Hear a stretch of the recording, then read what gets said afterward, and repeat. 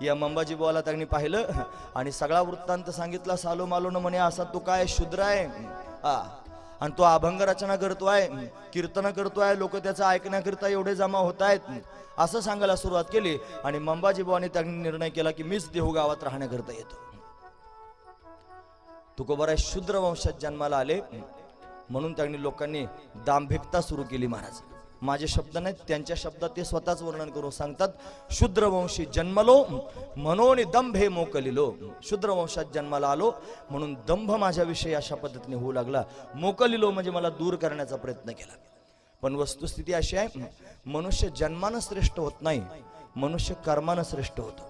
माणसाचं कर्म श्रेष्ठ असावं. एक श्लोक सांगतो म्हणजे माझ्या अंगावर काही तक्रार यायला नको. श्लोक असा आहे, जन्मना जायते शूद्र संस्कारात द्विज उच्यते. वेद पाठे भवेद विप्रहा ब्रह्म जानाति ब्राह्मणः. ब्राह्मण कोणाला म्हणावं हे स्पष्ट सांगितलं. जन्मना जायते शूद्र, प्रत्येक मनुष्य हा जन्मताना शूद्रच आहे. पण संस्कारात द्विज उच्यते, त्याच्यावर जर संस्कार झाले, जे 16 संस्कार आहेत आपल्या हिंदू धर्म संस्कृतीमध्ये सांगितलेले, त्याच्यामध्ये संस्कार जर घडत राहिले, 16 संस्कार जर त्याच्यावर झाले तर तो द्विज होत असतो, दुसरा जन्म. त्याला ज्या वेळेला गायत्री मंत्राचा उपदेश केला जातो त्यावेळेला तो त्या ठिकाणी महाराज द्विज होतो. द्विज म्हणजे दुसऱ्यांदा जन्म झालेला. उपनयन संस्कार त्याला आम्ही आता औरंगाबादला गेलो ना, तुमच्या समोर 2-4 बाऱ्या सांगितलं. हा उपनयन संस्कार होणं म्हणजे मौजी बंधन त्यांनी संस्कार होणं.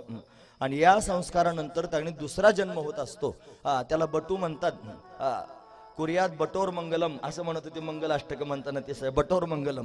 बटू त्यांनी त्याला अशा पद्धतीने शिंडी शिखा ठेवली जाते, गळ्यात त्याच्या सूत्र घातलं जातं आणि बापानं त्याच्या कानात गायत्री मंत्राचा उपदेश करावा लागतो. त्यावेळेला त्याचा दुसरा जन्म होतो. दुसरा जन्म होतो म्हणून त्याला द्विज म्हणतात. द्विज. साईबाबांच्या त्या दरबारामध्ये एका जणानं त्या ठिकाणी साप चावलेला माणूस आणला होता. याला सर्पदंश झाला आणि बाबा काहीतरी करा. बाबानं हातात भस्माची चिमूट त्यांनी घेतली. बम्मन ठहर जा, बम्मन ठहर जा. अरे लोक म्हणले काय प्रकार आहे हा, बम्मन ठहर जा म्हणतात.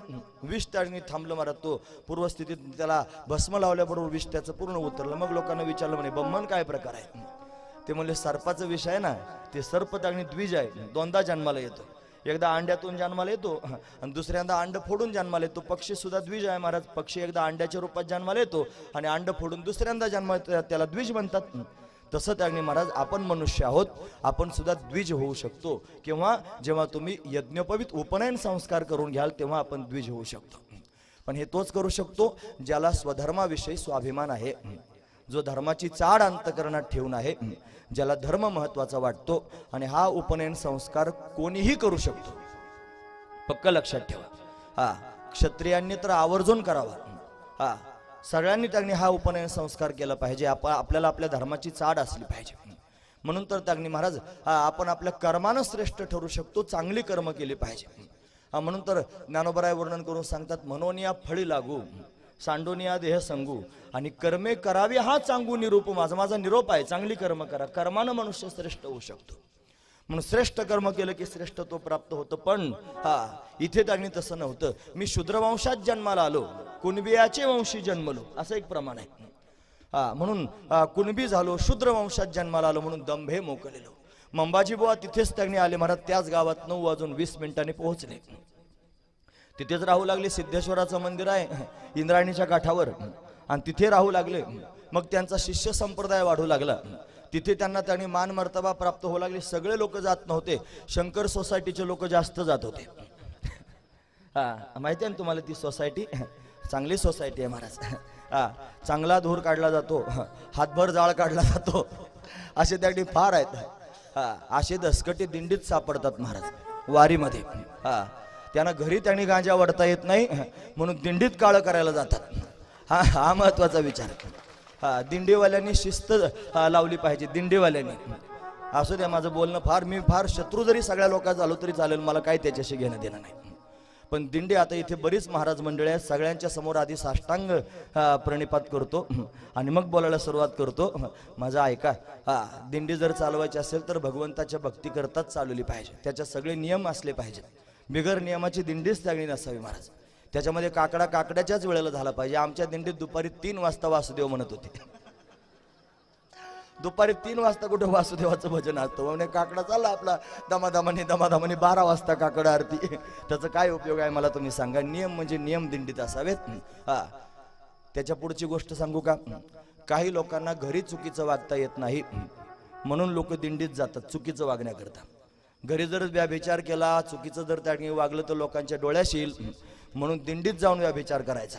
हा अशा अवलादी जन्माला आल्या महाराज. वाईट गोष्ट आहे. कशाकरिता सांगतोय हे सांगण्याची गरज आहे. नाही तर म्हणून तर लोक म्हणतात गळ्यात माळण पोटात काळ. हा हे म्हणी कशाकरिता तयार झाल्या. असं लोक वागतात म्हणून तर हे तयार झाले. हा म्हणून याच्यावर कुठेतरी प्रतिबंध असला पाहिजे ना. आपण डोळसपणानं प्रतिबंध केला पाहिजे. कशाकरिता असं वागावं. अजून सांगू एखादी गोष्ट वाईट वाटण्याजोगीच आहे. बऱ्याच लोकांचा माळा घालण्याचा सुद्धा उद्देश असाच असतो. त्यांना माहिती आहे लोक विश्वास कोणावर ठेवतात. माळकरी माणूस जर दिसला तर त्याच्यावर विश्वास ठेवतात म्हणून लोकांना लोबाडण्याकरिता स्पेशल माळ घातली जाते महाराज. मी जर माळ घातली कपाळाला गंध लावला तर लोक म्हणतील हा माळकरी आहे याच्यावर विश्वास ठेवायला काही हरकत नाही म्हणून माळा घालायचा कार्यक्रम आहे. लोकांना लोबाडण्याकरिता माळा घातणारे जे लोक आहेत ना त्यांच्याकरिता 29वा नरक आहे महाराज. शास्त्रात 28च सांगितले मी 29वा सांगितला. म्हणजे हा पुढचा नरक आहे आणि त्याच्यात काय काय शिक्षा होत असेल मला माहित नाही. लोक म्हणतात कोणी नरक पाहिला. तो आता पाहिला नसेल रे पण पाहायला भेटेल त्यावेळेला मी भेटणार नाही सांगायला की महाराज पाहिल्यावर का नरक आता. त्यावेळेला नाही मी तुला भेटणार. हा महत्वाचा विचार आहे. लक्षपूर्वक ऐका. म्हणून त्यागणी महाराज हे वाईट व्यसनात नरकात नेणार. काल आपण अख्खा श्लोक ऐकला. द्युतांच्या मद्यांच्या पिशतांच्या वेश्या पापर्दीच्या उड्यम परदार सेवा येतानी सप्त व्यसनाने लोके घोराती घोरम नरके नयन. ते नरकात जाण्याचं साधन आहे महाराज. म्हणून सावधान. नाही लोकाला तत्वज्ञान सांगण्यापेक्षा आधी आपण त्या पद्धतीने वागायला सुरुवात केली पाहिजे. धर्मच जर पाळायचा असेल तर स्वतःपासून पाळायला सुरुवात करा. तर लोकाला धर्म शिकवण्याचं त्याने तुमच्यामध्ये धारिष्ट तयार होईल. नाहीतर स्वतः धर्म जर पाळला नाही दुसऱ्याला जर सांगत असाल तर तुम्हाला सांगण्याचा अधिकार नाही. हे पक्क लक्षात ठेवलं पाहिजे. पण आपल्यापासून वागायला सुरुवात केली पाहिजे मग लोकाला सांगितलं पाहिजे. हे जर केलं तर मग मात्र लोकांना रुचेल पचेल सुद्धा. हजारो त्यागणे लोकांच्या समोर उपदेश करतात तरी लोकांना उपदेश लागू होत नाही. का लागू होत नाही त्याचं कारण स्वतः आचरण करीत नाहीत आणि लोकांच्या समोर सांगतात म्हणून लोकांना लागू होत नाही. जो आचरणीय आहे आणि त्याने जर लोकांच्या समोर सांगितलं तर लोक त्या पद्धतीने वागायला सुरुवात करतात. किंवा एखाद्याचं ऐकून जर लोक वागायला लागले तर समजायचं ज्यानं सांगितलं तो आचरणीय आहे. पुढे प्रसंग येणार आहे छत्रपतींचा. छत्रपती तुकोबारायांच्या कीर्तनाला आले आणि आल्यानंतर त्याच क्षणाला राजपाट सोडून दिला महाराज. मस्तकावर असणारा मुकुटच तुकोबारायांच्या चरणावर ठेवला आणि जंगलात जाऊन बसले शिवाजी राजे. का बरं. शब्दात ताकद आहे तुकोबारायांचे म्हणून. तुकोबाराय म्हणजे मूर्तिमंत वैराग्य आहे म्हणून तर छत्रपतींना वैराग्य झालं. असू द्या. मंबाजी बुवा आले. आता आल्यानंतर त्यांनी तो सगळा कार्यक्रम तिथे सुरू केला. नाही ते लोक त्यांच्याकडे येऊ लागले. त्यांची टोळीच तयार झाली. तुकोबारायांच्या विरोधात त्यांनी कटकारस्थान सुरू झालं. पांडुरंगाच्या मंदिरात कीर्तन होऊ लागलं.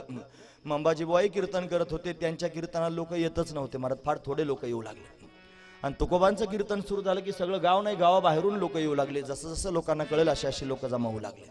मंबाजीला वाईट वाटू लागलं. माझ्या कीर्तनाला 4-10 लोक येतात आणि याच्या कीर्तनाला हजारो लोक येतात.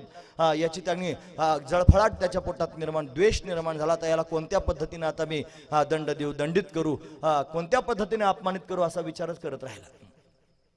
त्याचं जे त्याचा मठ आहे हा इंद्रायणीच्या काठावर महादेवाच्या मंदिराजवळ आहे आणि त्याच बाजूने त्याची शेती मठाला मिळालेली शेती तिथपर्यंत आहे. आणि पांडुरंगाच्या मंदिराची जी मागची भिंत आहे ती भिंत आणि त्याची बाउंड्री एकच आहे महाराज. मग तुकोबाराय त्यांनी भगवंताचं चिंतन करत त्या मंदिराला प्रदक्षिणा त्यांनी करायची. प्रदक्षिणाही मंदिराला करतात ना. प्रदक्षिणा करण्याकरिता गेले की त्या शेतातून जावं लागायचं. मग यानं काय केलं.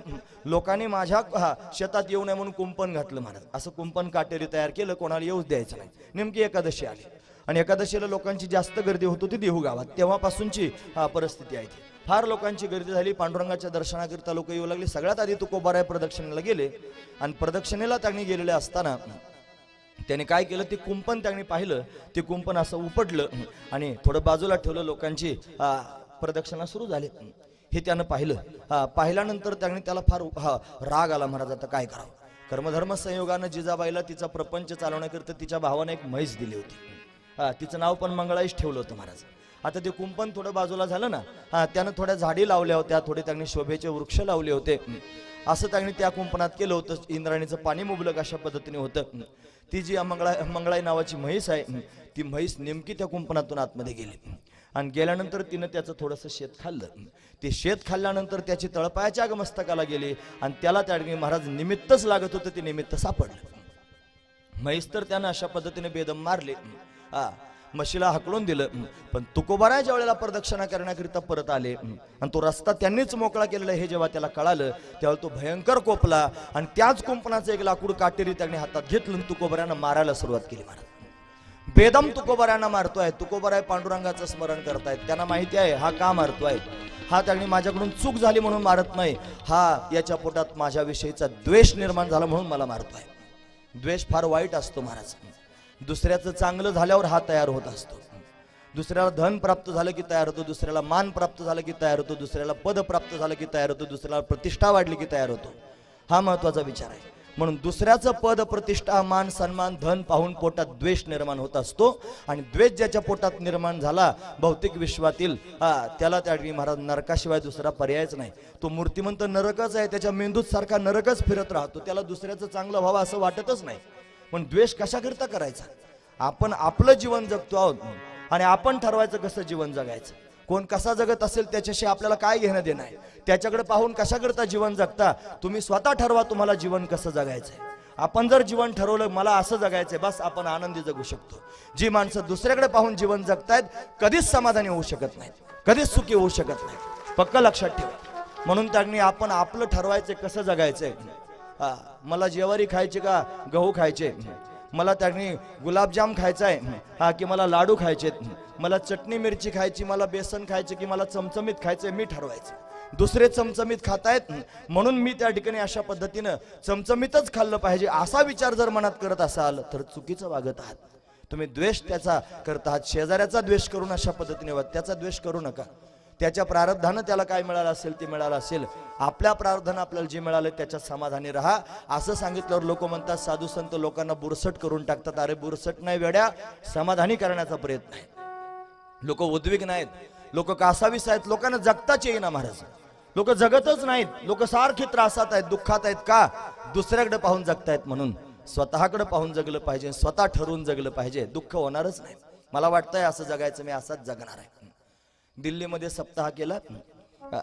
वैकुंठवासी श्री जगन्नाथ पवार महाराजांनी त्यांनी दिल्लीत सप्ताह केला आणि इकडून कीर्तनकार नेले. ते सगळे कीर्तनकार विमानानं नेले महाराज कीर्तन करण्याकरिता.